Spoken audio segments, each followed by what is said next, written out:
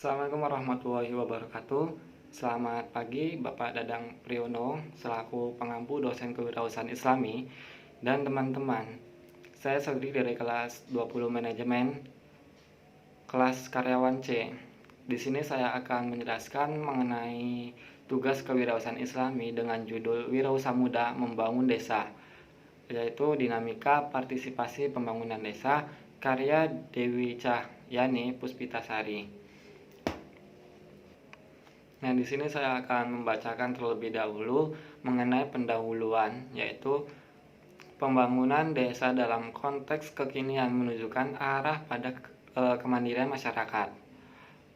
Ini memberi poin penting bahwa kemandirian masyarakat dipandang sebagai suatu yang terbentuk melalui perilaku kolektif masyarakat melakukan perubahan sosial.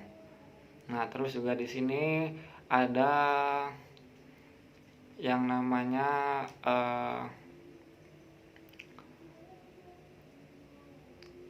masyarakat yang dikembangkan oleh pihak luar seperti yaitu pemerintah, yang masyarakatnya dapat digerakkan melalui partisipasi masyarakat tersebut.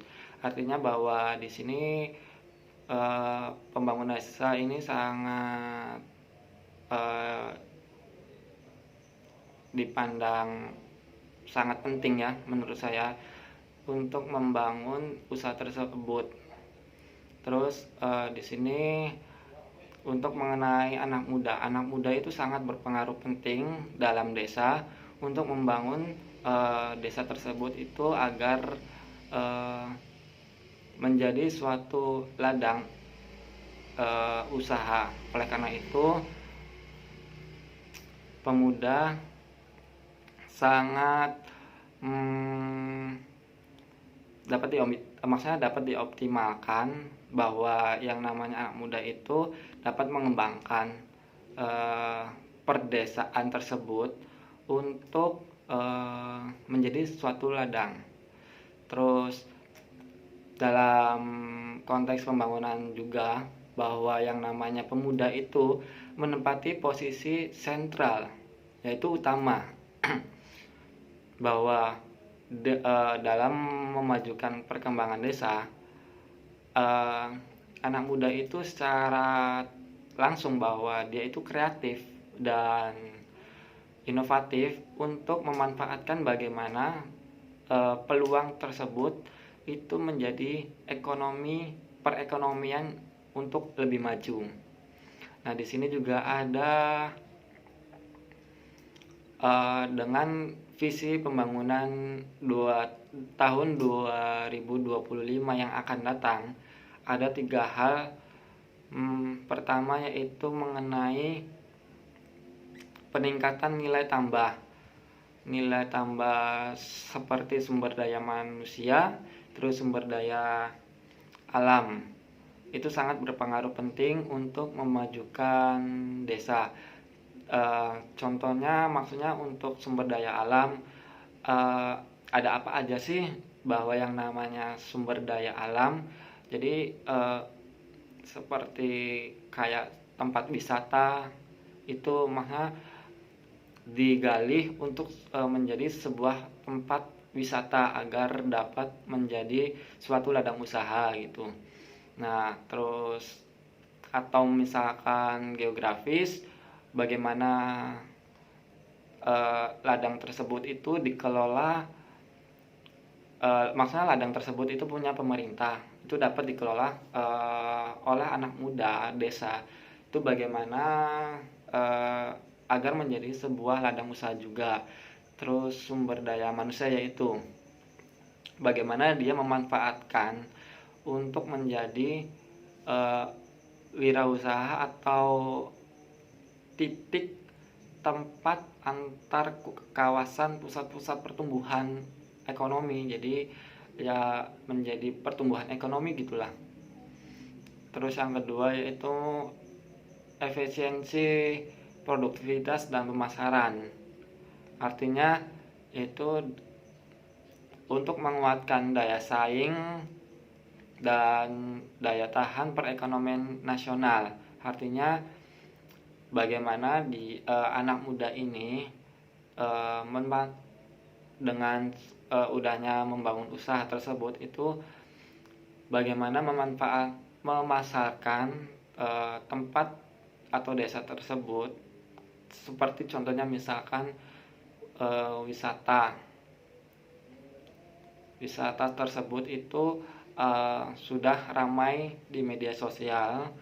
Terus bagaimana tempat tersebut itu agar tetap ramai, agar eh, daya tahan menjadi daya tahan gitu. Jadi nggak sekedar beberapa bulan terus turun lagi daya saing tersebut, yaitu bagaimana dia mempertahankan desa tersebut untuk lebih berpotensi. Terus yang ketiga yaitu mendorong penguatan sistem inovasi nasional dan di sisi produksi. Terus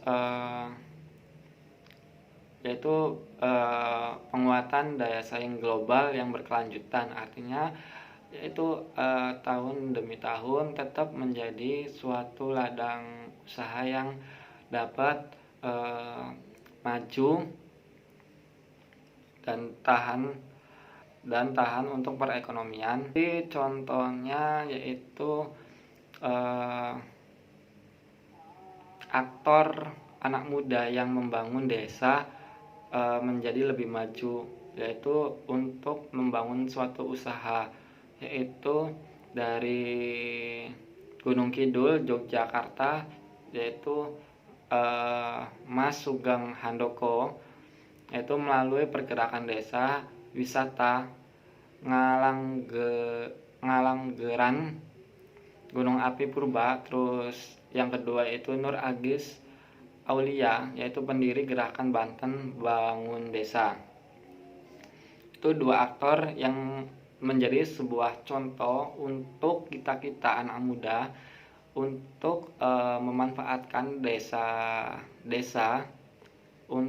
menjadi suatu potensi peluang usaha agar lebih maju. Terus ada poin-poin penting mengenai pembangunan desa agar menjadi suatu kewirausahaan.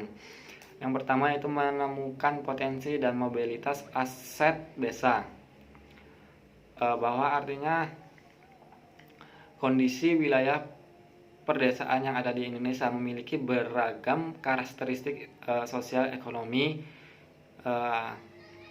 Desa dapat dikelompokkan menjadi 3, yaitu ada yang namanya cepat berkembang, terus ada potensial berkembang, terus desa tertinggal. Nah, artinya cepat berkembang yaitu desa yang dekat dengan atau mempunyai akses yang mudah ke kota, itu lebih maju untuk membangun potensi. Terus yang kedua, potensial berkembang, artinya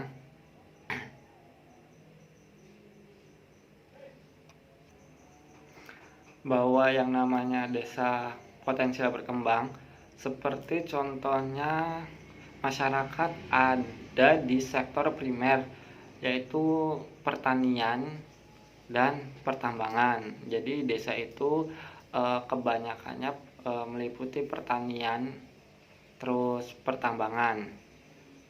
Yang ketiga yaitu kelompok desa yang tertinggal, artinya bahwa masyarakat itu perekonomiannya sangat sulit. Jadi terjadilah di situ yang namanya kemiskinan dan pengangguran. Terus aset untuk lebih maju pun sangat sulit. Oleh karena itu, bagaimana anak muda itu dapat membangun, maksudnya lebih berkreatif dan lebih maju pemikirannya agar desa tersebut itu bagaimana lebih maju. Terus menggerakkan, yang kedua itu poin penting, menggerakkan partisipasi, mengalirkan manfaat bagi desa. Belajar dari pengalaman pemuda dalam mobilisasi sumber daya lokal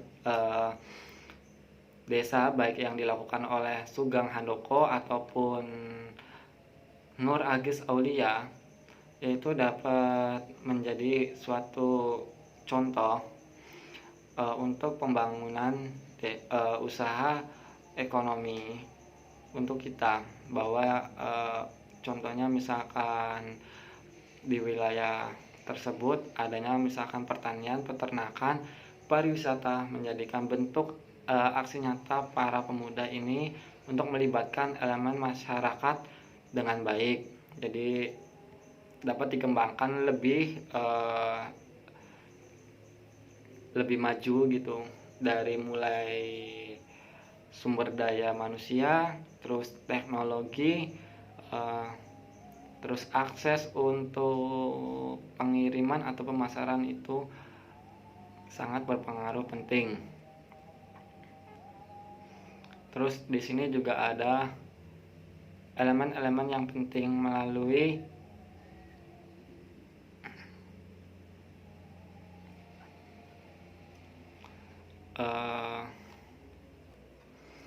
yaitu contohnya tokoh informal, terus pemerintah, masyarakat, terus pihak lainnya itu sangat berpengaruh penting untuk memajukan, maksudnya didukung oleh mereka agar desa tersebut itu lebih maju. Yang ketiga yaitu menggerakkan partisipasi, artinya merawat jejaring untuk berkelanjutan kesejahteraan, yaitu bagaimana dengan maksudnya terciptanya pembangunan desa lebih maju, dari mulai organisasi atau misalkan komunitas tersebut itu dapat merawat komunitas atau jejaring tersebut itu lebih bekerja keras atau bekerja sama untuk menguatkan potensi pembangunan tersebut.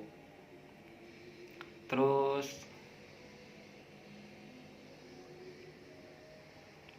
elemen pembangunan jejaring, artinya adanya kegunaan yang jelas. Jadi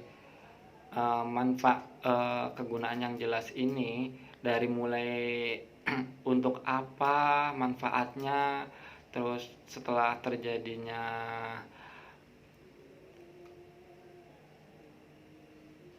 pembangunan itu akan berpengaruh penting atau tidak.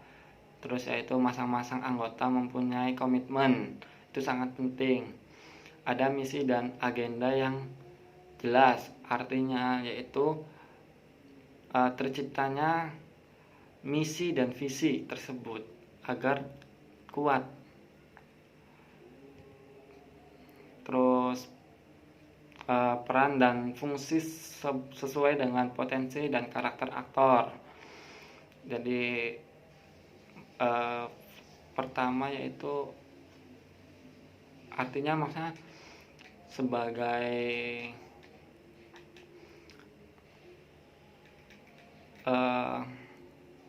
fungsi atau misalkan yang penjelasan yang seperti di awal dibicarakan gitu. Aturan main dan proses pengambilan keputusan itu sangat penting juga. Pengidentifikasian skill dan sumber daya yang dimiliki anggota itu juga sangat penting. Terus ada elemen yang untuk mempertahankan dan merawat jejaring, artinya itu adanya kesepakatan norma yang jelas. Jadi dari adanya kegunaan terus menjadi sebuah kesepakatan norma yang jelas, adanya sistem komunikasi, jadi bukan diskomunikasi. Artinya kalau misalkan diskomunikasi itu sangat sulit untuk membangun usaha pembangunan desa itu lebih maju. Itu sangat sulit kalau diskomunikasi. Kalau misalkan adanya sebuah komunikasi yang jelas, itu akan sangat berpengaruh untuk pembangunan desa lebih maju. Terus yang ketiga yaitu adanya kepemimpinan bersama. Jadi dibentuk sebuah anggota, kepercayaan. Jadi artinya kepercayaan dari pemimpin itu sangat jelas dari alur pertama sampai akhir itu jelas gitu. Partisipasi yang luas antara anggota, sharing anggota dan informasi. Jadi setelah terjadinya pembangunan itu melakukan evaluasi dan informasi untuk memberikan kepada anggota-anggota tersebut, agar anggotanya tersebut itu tahu informasi-informasi maksudnya seperti laporan gitu, laporan mengenai keuangan. Jadi pembangunan tersebut kan dibentuk melalui sebuah anggota. Jadi itu sangat penting anggota dapat mendapatkan informasi dari seorang pemimpin untuk dalam pembangunan desa tersebut. Jadi kesimpulannya bahwa yang namanya pembangunan desa itu merupakan salah satu bentuk investasi negara, baik berupa kebijakan maupun pendanaan yang memiliki sederet tujuan mulia, yaitu untuk mendistribusikan layanan sosial bagi masyarakat, menanggulangi kemiskinan. Itu sangat penting. Terus meningkatkan kualitas hidup dan penghidupan sumber daya manusia, membuka kesempatan kerja yang berujung pada kesejahteraan masyarakat desa tersebut. Beragam tantangan dan peluang muncul mengiringi cita dan harapan tersebut yang perlu dijawab oleh seluruh elemen masyarakat desa, melalui dari aparatur desa, terus lokal masyarakat desa dalam mengelola potensi, terus kelembagaan desa sampai dengan pemuda. Oke, itu adalah presentasi mengenai pembangunan desa karya Dewi Cahyani Puspitasari. Saya Sadri dari kelas manajemen cukup mempresentasikan. Untuk selebihnya mohon maaf apabila ada kesalahan atau masih belum begitu paham barangkali. Cukup sekian dan terima kasih. Assalamualaikum warahmatullahi wabarakatuh.